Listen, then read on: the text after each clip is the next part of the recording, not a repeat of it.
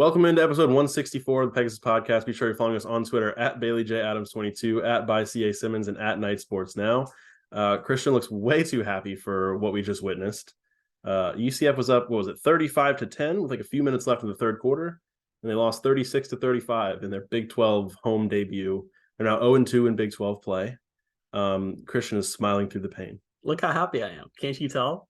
So I had a thought, Bailey, when that's your name, when we were driving home, and not we, because we didn't drive home together. Okay. I'm so off the rails already. Sorry, guys. You got like it's been that in. You got like 4 words in, and none of them made sense. I actually have, from the moment that Baylor, it wasn't even when it got bad yet. From the moment that it became a 2-score game again, I have felt physically sick, and it just won't go away. I thought at least win or loss, there would be relief when the game ended, and there wasn't. It was just worse. I feel terrible. I have never felt this bad after a UCF loss, and I've been there for like a lot of them, guys. And but anyway, I was driving home, and I thought to myself, maybe it turns out it was a mistake to base my entire personality on UCF football, because I'm done. I can't. I don't even have words. I don't even have words for how bad this was. So this is, I think no one listening will probably find this surprising. I think you and I are actually very similar in that I had the exact same thoughts. I was like, why do I do this? And I even told people, because one of the guys on our Pewter Report staff is a USF grad, and he always just gives me crap all the time. Who sent me a really nice DM, by the way. Oh, did he really? He sent to our group chat. He was like, I'm sorry. I'm sure that sucked to watch. Like, hope they turn it around. And I was like, oh, it's really nice. And I was like, I appreciate that. And I also just did not expect to be in the spot already in this season where I'd question why I do this to myself. Yeah, we're second Big 12 game ever. And I had so many bad things. I even tweeted this. I know people probably saw it by now. I had bad things to say on this podcast. I might say some of them still, because I really haven't, like, I thought they were just like in the moment thoughts, and I think I still think them.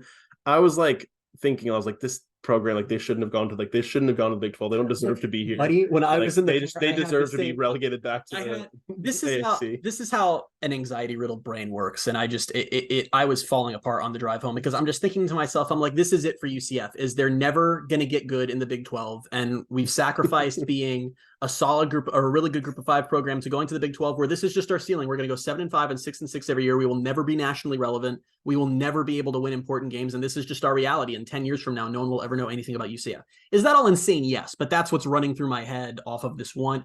Look, I actually, and I think most fans would agree with this, I would feel better right now, literally better right now, if UCF had just been blown out from the start of the game. To go up 35-7, to have your stadium empty because the game is so over, and then to watch Baylor just chip away and chip away and chip away bit by bit, while UCF, and this is what was driving me nuts even in the moment, was while UCF just, you can tell what happened is that Baylor was playing a close game the whole way, and UCF was not. UCF was relaxed on the sideline. The stands had emptied. They're just kind of going through the motions. Are they really giving everything they have on every drive? I don't know. As Baylor just chips away. Then you look up and suddenly it's a game. And UCF does what you want them to do in that situation. It was when it was cut to 2 scores. I'm like, okay, they need something on this drive. They do. They get into the red zone. I literally said the words out loud in the press box because I'm a moron. I said, I'm not worried anymore because they're in field goal range right now, so we're fine. They'll put it to they'll go up by 3 scores. Then UCF fumbles, scoop and score. Suddenly it's a 1-score game. UCF can't do a freaking thing, and that's your ball game. There are a lot of people to blame. Mostly everyone, I would say. I think that I don't like, because I've seen some of that on Twitter as well. Who's to blame? Or the players to blame, or the coaches to blame? So our friend Zach, we referenced on the podcast before, texted me. He said he didn't get to watch the game, and he said, "Who should I blame for this loss?" And I was like, I honestly don't even know. I think the answer is just yes. Yeah, I was just like, I feel like everyone. Like, I can't really explain. Okay, I have one group that you can't blame. Okay. The fans. There is a whole bunch of stuff on Twitter about how, why did the fans leave early? They let their team down, blah, blah, blah, blah. Even SJ2, he tweeted about it and was like, I forget exactly what he said. Oh, you know what? I shouldn't have said that because it's not there anymore. Yep. Okay. Well, then he deleted it. I mean, he did tweet it. Yeah, it's not there anymore. Okay. Well, never mind. Scratch that. Didn't say anything. But a ton of that on Twitter and I will say, by the way, Villanova crowd was legitimately better than the Baylor crowd. Just stunning. The student section never totally filled out. I don't know if that's because it's family weekend, if people just, it's a 3:30 kick, whatever. Still a really great crowd and a really loud crowd. But as has happened every single time in the last 5+ years that UCF just starts killing an opponent, halftime comes around, it's hot, people move on with their day. There's nothing wrong with that. Like, let me tell you guys right now, those of you who are like, the fans lost the game. Fans do not win games for teams. Fans do not lose games for teams. It can be a cool factor to say, I have this great home crowd, or wow, they caused a false start once. But to say that UCF lost the game, or that this is on the fans somehow. UCF was up 35-7 and lost. Baylor scored what, 29 unanswered points? I think that's what we landed on. So. To turn that into this is the fans. I just look.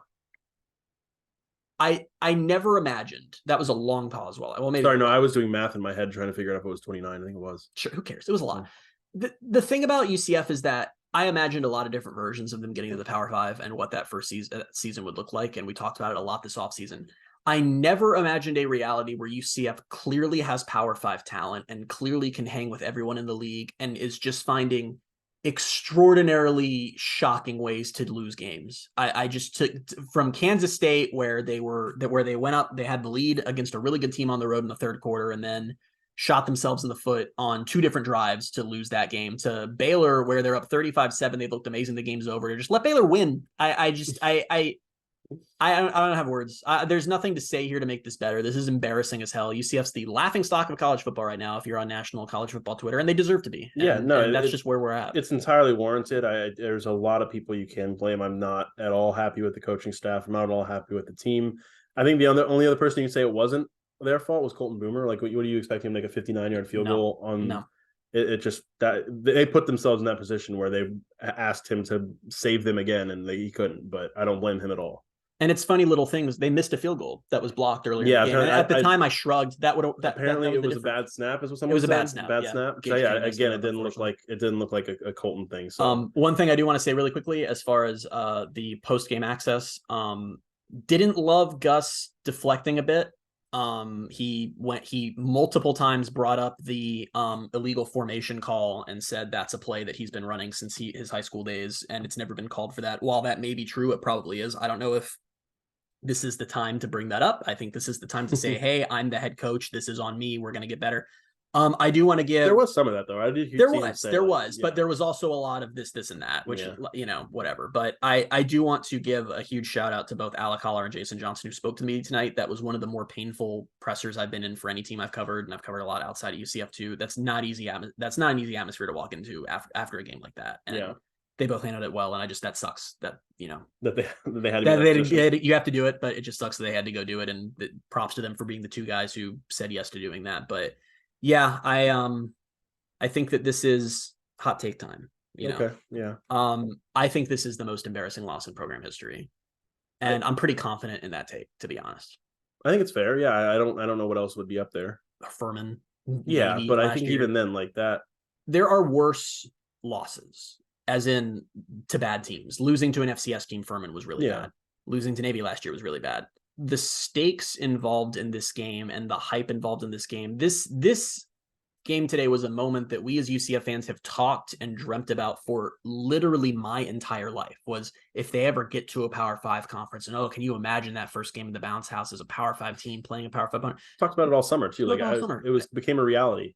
To do all of that and to not only lose, but to first make your fans' wildest dreams come true by just smashing your opponent and making the game meaningless and destroying them. And oh my God, we're sitting up in the press box and literally talking about maybe they could make a run at the Big 12 title. Seriously, we're having that conversation because we're saying all of a sudden, well, maybe Kansas State's just really good. Maybe they win the league. Maybe UCF's up there. Maybe this is a nine win team. And to then take that all away in the most embarrassing fashion, and it made extra embarrassing because everyone loves to hate UCF, made extra embarrassing that no one is watching this game until it gets close. Right. All of the country tunes in to see an empty stadium, and then Twitter is, whoa, UCF had an empty stadium for its Big 12 home opener, which isn't true, but that's all they saw. That final shot of Colton Boomer kicking and it pans to the empty stands. This was the most embarrassing UCF moment ever, and this is a team that went 0-12. Yep. This is a team that went 0-11 back when I was a little kid, and this is the most embarrassing moment for them. This giant national stage, big program altering moment to do this. And they did it to themselves. It's so not even remarkably embarrassing. That's so bad. And so I guess if we're just going to keep running through the hot takes, I don't think I'm really starting to question this program's ceiling with Gus Malzahn. Because they recruit so well. Yeah, it's been great. But there have been too many moments on the field and too many games where things that shouldn't happen. And I know it may not be entirely fair to be, it's all his fault, but as the head coach, it does fall on him. And this is a dumb thing in my brain that I was trying to do. And I don't even know how close or how soon UCF will win the conference. I'm assuming they will at some point, But I can't imagine when they do the podium afterwards, I can't imagine Gus Malzahn being the guy holding the trophy. I don't know what that is. I don't know if it's just the anger or the annoyance talking, but there's just too many dumb things happen with this team. And it has happened for 3 years now. And there's been different circumstances, but at a certain point, I'm like, I know the circumstances have sucked in some cases, but it just keeps happening. And there's just a common denominator. And yeah, it's just a bad state they're in. So I will say before we dive into the stat I have that I've always, you've before, I guess never on the podcast, you've privately expressed to me for the better part of probably a year now that you have reservations about Gus. Yeah. And it's not really stuff we want to say on the podcast because I really don't want to be the podcast where we go fire the coach. And to be clear, neither of us are doing that. That's not even remote. I know that's what you do when your team loses a game like this, which I don't know if anyone knows what to do when your team loses a game like this because it never happens. Nope. Brett McMurphy tweeted that he's watched thousands of games in his lifetime and he's never seen one like this. So that's cool. But I'm at the point now where I for the first time, I'm like, yeah, maybe long-term Gus isn't the guy. Nothing's going to happen now. Nothing should happen now. But I do want to talk about, I was thinking this was the stat I have. I want to talk to you about just UCF's last 10 games, just their most recent 10 games played. In that span, we have them losing to Navy, which with the Cotton Bowl on the line and believing that was going to be game.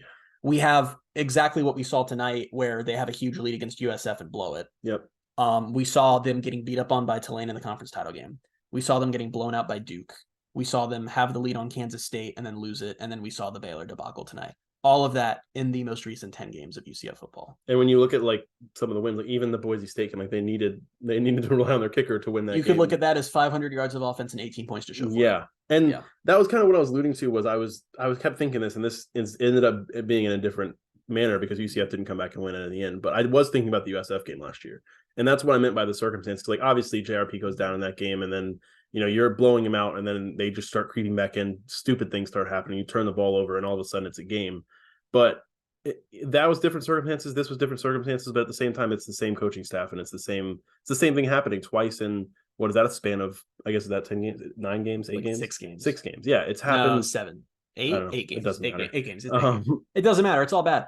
Yeah. But no, I think that my ceiling for Gus Malzahn at this point is UCF's coach, and I'm illustrating the most recent 10 games because I don't want this to come across as a take that's overreacting to one result. It hasn't been one result. Yeah, it's been bad. I think my ceiling for Gus Malzahn as UCF's coach at this point in time is that he continues to recruit very well, gets this team to a point where it has some incredible talent, and then hands the reins off to, I don't know, Darren Hinshaw, someone else 3 or 4 years down the road when he decides to retire, and that person is who takes UCF to the promised land because I just don't think he's capable of it. And I hate to say that because I fought against the Auburn fans so long who, when he left, said, here's what he's going to do is you're out of the ceiling. And it's just, I'm realizing that's what it is with Gus is that the recruiting will be incredible and you'll win a lot of games, but you're just never going to break from good to great. You're just never going to make that leap. And I could be wrong. I still think UCF's going to make a bowl. I could see them winning at Kansas. I think 6-6 and 7-5 is still super attainable, which it's funny because for all this,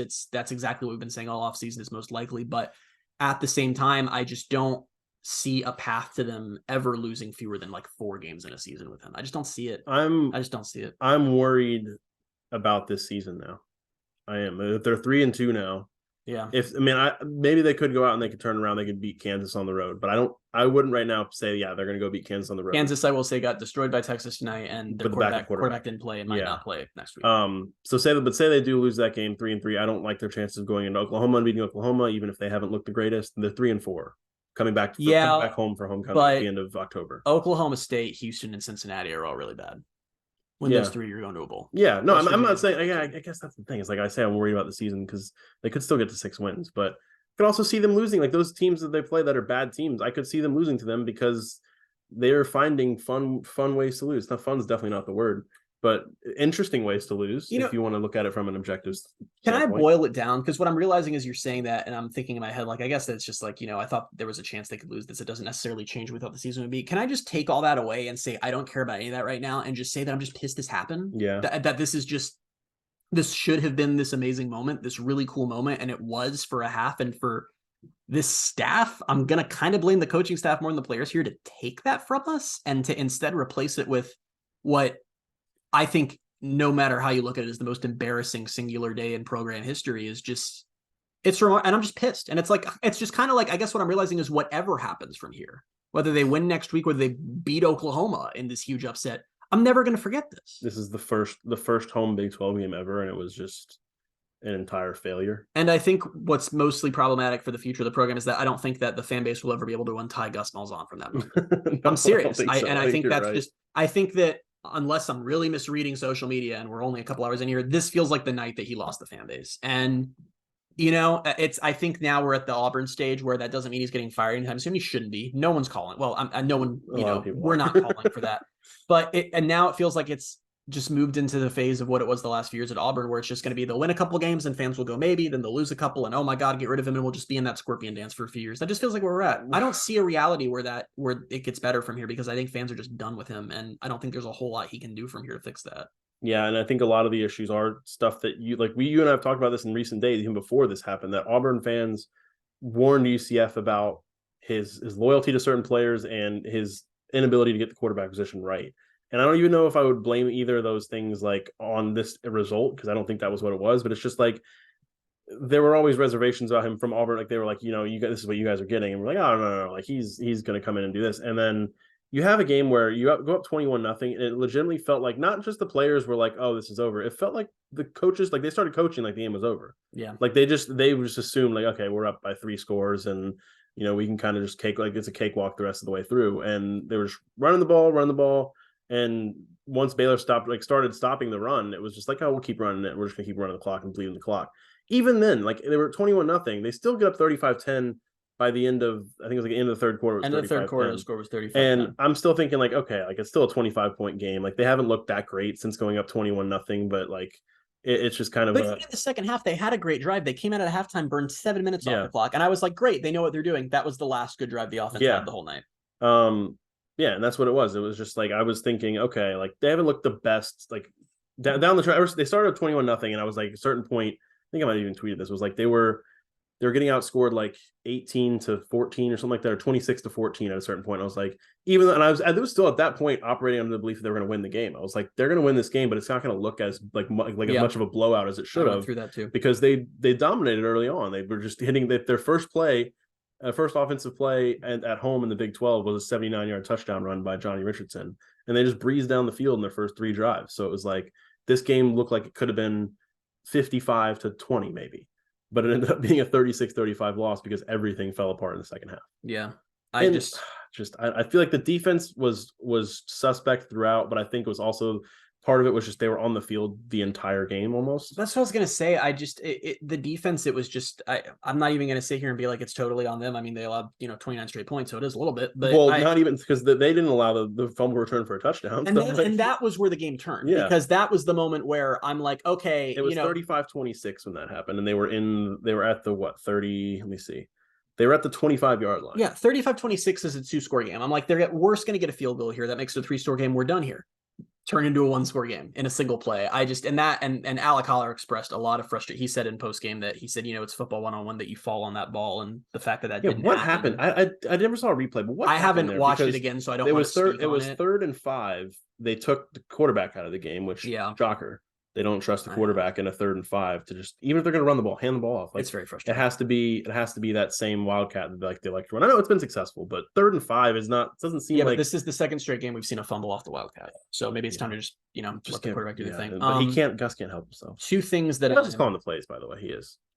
So about that, it's just. I know it's kind of a conspiracy. I've settled on that. I think it's Gus's playbook that Hinshaw's calling. But I think I still think he has a hand in it, because there's some of the things where I'm like, unless Hinshaw is just unhinged because he thinks the same way as Gus, because some of these plays that he calls, if I was him, which I'm not obviously, but if I was him, I would look at this playbook and be like, all right, some of these plays, this is your playbook, Gus, but I'm not running any of these plays. Yeah, but it's it's not that simple. If you read the 247 had this whole giant feature on UCF where they embedded with the team for Kansas State, and there was a lot of stuff in there about how they designed I know. I want to read about. They designed 5 specific plays for this game, and Gus is very involved. So it's whatever, it doesn't matter. Well, it does matter a lot, but I'm past caring. There are 2 big fears I have at this point, so let's air them.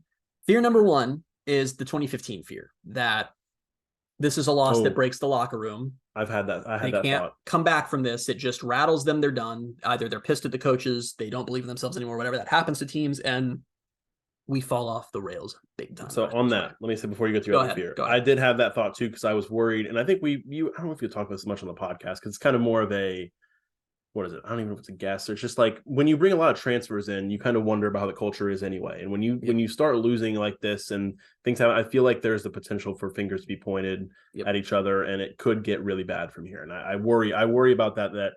And I hope I'm wrong, and I hope they come out and say like, no, like we're all together and we're moving forward. We're moving on from this first 2 Big 12 games. But I'm worried a little bit about, if the culture is not right, which we don't really have a way of telling yet. If the culture is not right now, it will show, and it's going to go downhill for the rest of the season. How goddamn alarming is it that my brain right now is like, I think the only thing that can save UCF's locker room is John Rice Plumlee, because I'm like, if he's the team leader, if he can return this week, which Gus said that he was cleared Friday, news there. So good shot we've seen for Kansas. He dressed out today. If he can return and rally the team and say, guys, I'm back. Let's do this. Let's get the season back on track. And they win against Kansas, we're okay. So it's all on John Rice Plumlee. No pressure, JRP. My mindset is just the thought of him doing that. And then the players are like, I know. He said this like big, like fiery speech. I'm just like, all right. Okay. Well, fear number 2, because we're not done. Fear number 2 is that UCF currently has what I would call a lovely recruiting class. They have, I think it's the number 2 class in the Big 12 right now.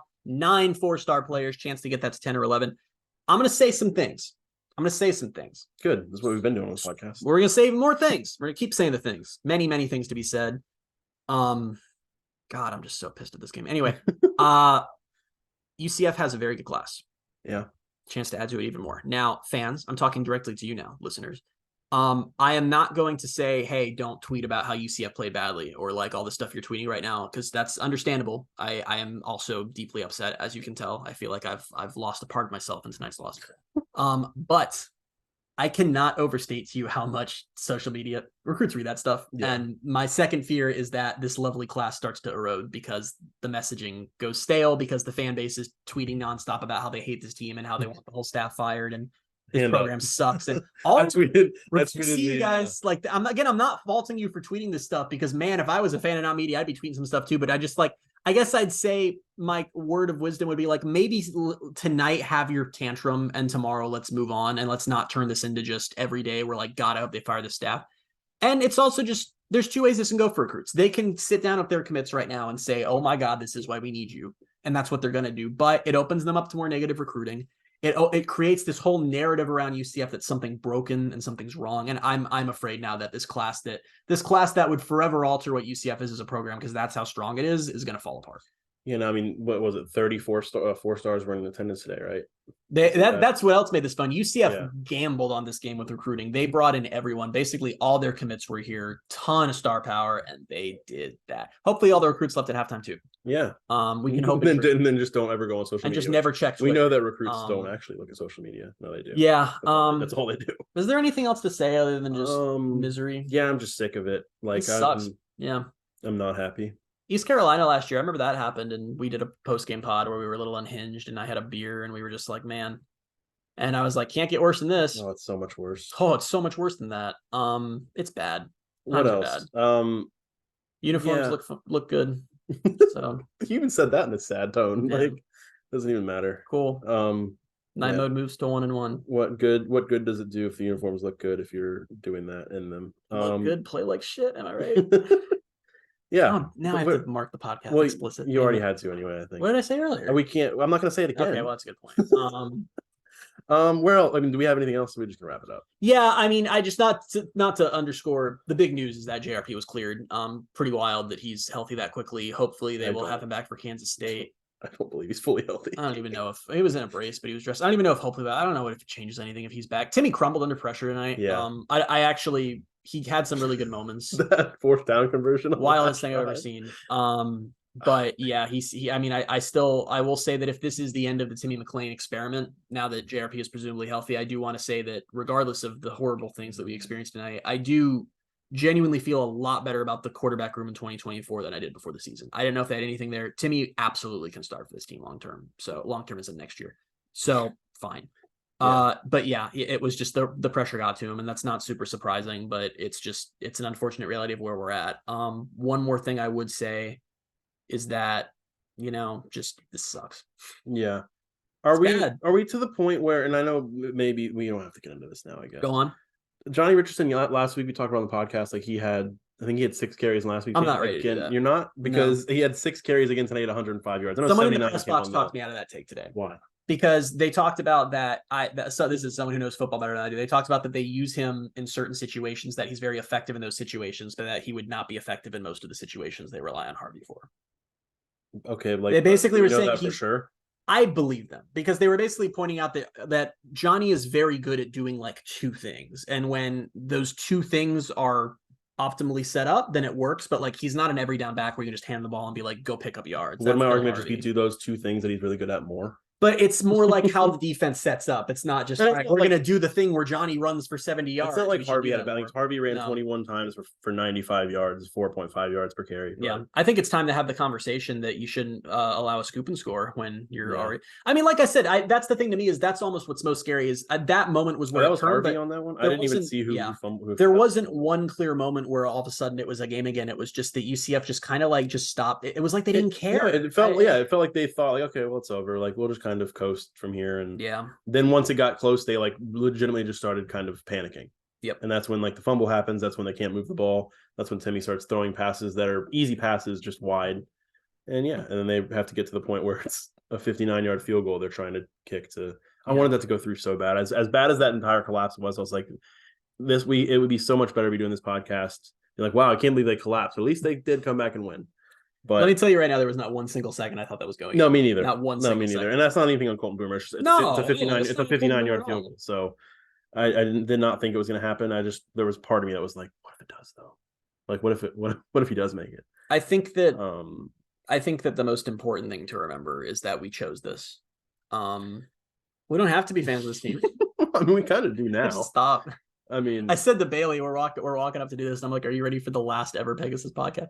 I do. These are moments where it's like, because I feel terrible right now, and I've said before, and this is probably a mental issue I need to dive into, is that I think I feel worse after losses than I do good after wins. Like, I feel more worse now than good. I think wins are just relief.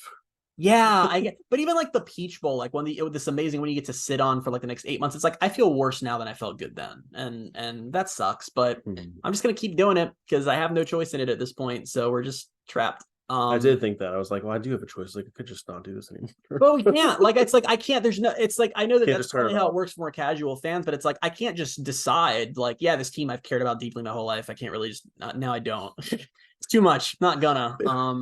I'm just looking at the box score again, just because it's hard to like. It's 21-7 after one, and then UCF outscores them 7-0 in the second, 7-3 in the third, and then Baylor outscores them 26-0 in the fourth quarter to win by 1. Well, now for some optimism. Is there any? Yeah, I will say one thing. If the recruiting class holds together, woo. And second, on top of that, I will say that Utah and TCU both had very rough starts to their Power 5 beginnings. I think Utah lost their first 4 Power 5 games, or their first 4 Pac-12 games, excuse me. So, and now both those teams went on to be powers in those conferences. So it's not like UCF's features out the window. It's just, this really sucks. And regardless of I don't know if it has to mean anything for the future. I just hate that this happened. Yeah, it's just the Odell Beckham meme where he's just, I'm not having fun anymore. Yeah. So I'm playing football. It's just me. And let me be clear right now that if UCF in 3 weeks goes out against Oklahoma and scores this huge upset on the road and beats them, it will not make tonight okay. Nothing will ever make tonight okay. That's fair. So that's fair. Are we done? I think so. Okay. I don't know. We'll get into other. Can I say one more thing? Yes. I just want to shout out to our listeners while you guys are here. Last year after UCF lost to Louisville, we lost like 30% of you overnight, and I prefer that you keep listening to us, even though UCF sucks now. So if you could just keep listening to the podcast. What's funny is like appreciate it. The diehard listeners listen no matter what. I think they almost like it better when we're like angry. Not that like they don't like that UCF loses, but I think they enjoy us like just losing our minds on a podcast, being sad. Yeah, which is kind of that. You guys are sickos. But those of you who just don't listen at all, it makes me sad. So yeah, keep listening. Keep listening, guys. We'll be here to document UCF's many more losses as the season moves on. We'll be back for the Kansas loss next Saturday. Actually, I will not. Oh yeah, right. No, I'm not going to be on the post game podcast next week. We'll still have some form of post game podcast minus Bailey. Maybe I'll bring in Gus to ask him why. Just why. So stay tuned next week. Hey guys, thanks for joining us. Why? Stay tuned next week. Why are you this way? Yeah, we'll be back with episode 165 early this week. And I guess we'll talk a little bit more about Baylor. I don't really want to. We might just talk about Kansas. We can, but there's like, I don't know if there's anything. There's like stuff in the first half that I was like, oh, like I can't wait to talk about this in the podcast. Like this is some really good stuff. And Kobe Hudson had a great block. Yeah, like that was fantastic block. Like, yeah, the 79-yard touchdown that Johnny ran. Like Kobe really just had a dominant block. Maybe it's the only thing that I'm thinking of. Shame none of that mattered. So none of it matters. So maybe we won't talk about the Baylor game, but we will preview Kansas and just figure out how UCF's going to find a way to lose that game. But until then, you can find us on Twitter at BaileyJAdams22, at by CA Simmons, and at Night Sports Now. Thanks so much for being with us. We'll talk to you soon. Bye, everybody.